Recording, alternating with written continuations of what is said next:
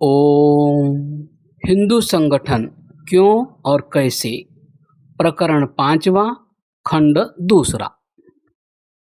जैसा कि जनगणना के प्रतिवृत्तों से प्रकट है, इसका परिणाम संपूर्ण भारत में भयंकर रूप से दिखाई दिया है। 1921 की जनगणना के अनुसार पौराणिक कट्टर हिंदुओं में आर्य समाजियों, ब्रह्म समाजियों, सिखों, जैनियों और बौद्धों को पृथक कर देने के बाद बाल विधवाओं की ठीक संख्या निम्न प्रकार से है। आयु, कुल विधवाएं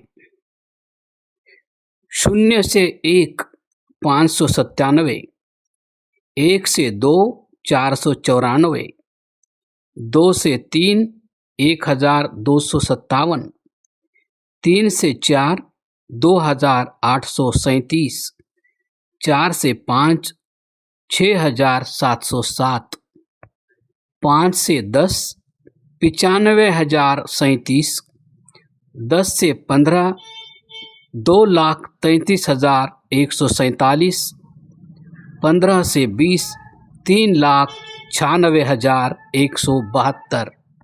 विधवाओं की कुल संख्या 7,36,248। ये संख्याएं भयंकर रूप से स्तब्ध कर देने वाली हैं। 7.25 लाख विधवाओं में से हजारों की संख्या में विधवाएं सतीत्व का जीवन व्यतीत करती है और संभवतः यह उनकी तपस्या का ही फल है कि हिंदू समाज आज भी अपने सत्ता को स्थिर रखे हुए है। परंतु प्रबल बहुमत उन्हीं का है जो कि अपने घरों को छोड़ने के लिए इस कारण बाधित हुई है क्योंकि उन्हीं के सगे स्त्री पुरुष संबंधियों ने उन पर अकथनीय अत्याचार किए अथवा कामुकतापूर्ण आक्रमण किए और उन्हें या तो मुसलमानों का आश्रय लेना पड़ा अथवा वेश्याओं को जन्म देना पड़ा।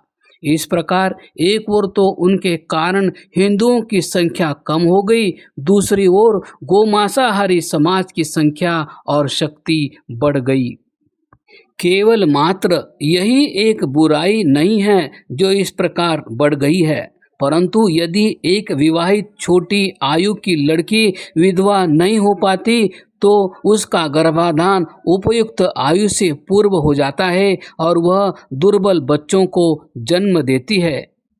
इसी वस्तु ने हिंदुओं को एक दुर्बलों की जाति बना रखा है। आयुर्वेद के हिंदू शास्त्रों ने इस व्यवस्था की घोर निंदा की है। सुश्रुत के 8वें अध्याय के 47 और 48वें श्लोक में भगवान धन्वंतरी कहते हैं, ओन षोडश वर्षायामाप्तः पंचविंशतिं यथा दत्ते पुमान् गर्भं कुक्षिस्थः स विपद्यति जातो वान चिरंजीवद्विद्वा दुर्बलेन्द्रिय तस्मादत्यंतबालायां गर्भाधानं न कारयेत्।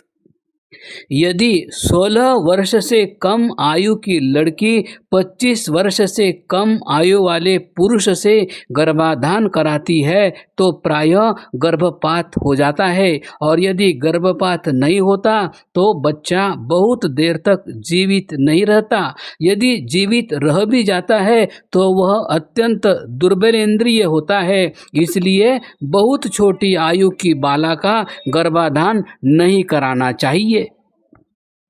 महामुनि धन्वंतरी ने 16 वर्ष से कम आयु की कन्या को अत्यंत बाला कहा है, परंतु हिंदू समाज में प्रतिदिन 13 वर्ष की और कभी कभी तो 12 वर्ष की कन्या को एक बच्चे के साथ देखा जा सकता है और तब भी उस समाज के अंतकरण पर कोई चोट नहीं लगती।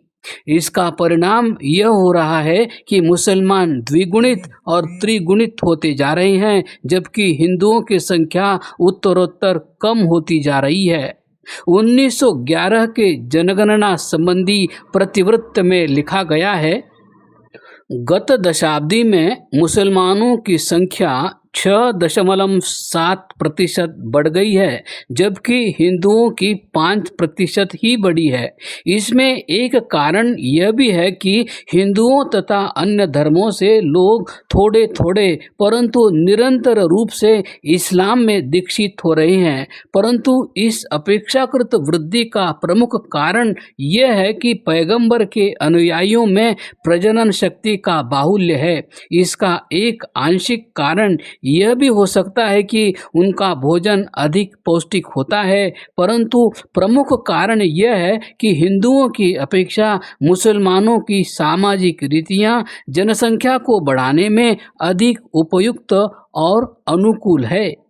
मुसलमानों में विवाह संबंधी प्रतिबंध अपेक्षाकृत कम है, बाल विवाह का प्रायः अभाव है और विधवाएं बहुधा पुनर्विवाह कर लेती है।